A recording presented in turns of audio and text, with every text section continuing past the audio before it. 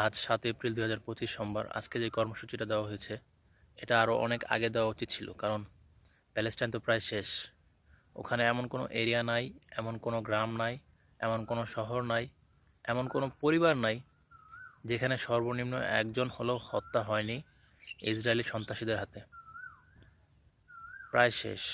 একজন আলেম, অনেক বড় আলেম, আমার নামটা সঠিক মনে নাই, আপনারা হয়তো জেনে থাকবেন, উনি বলেছেন যে যদি কারো হজ করার ক্ষমতা থাকে একবারের বেশি হজ করতে না। উনি এটা বলেছেন। একবারের বেশি হজ করলে নাকি আল্লাহর কাছে এটা এখন একটা জবাবদিহিতার মতো হয়ে যাবে।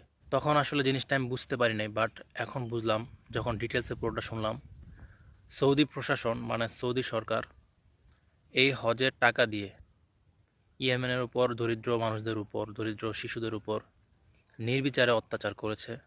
আপনারা জানেন যে ইয়েমেনবাসী খাবারের অভাবে মাটি তুলে, মাটি ভিজিয়ে সেটা রুটি বানিয়ে খেয়েছে, এমনও ইতিহাস আছে। তো এখন ইসরায়েল যা করতেছে প্যালেস্টাইনের সাথে সবাই আমরা জানি। আল্লাহ যদি রহম করে, আসলে পুরো পৃথিবীতে বর্তমানে ইহুদি রাষ্ট্র যেমন একটা, শুনতে খারাপ লাগলেও বা আমার বলতে নিজেরও লজ্জা হচ্ছে, বাট এটাই সত্যি যে পুরো পৃথিবীতে এখন মুসলিম রাষ্ট্র একটা, সেটা হচ্ছে প্যালেস্টাইন।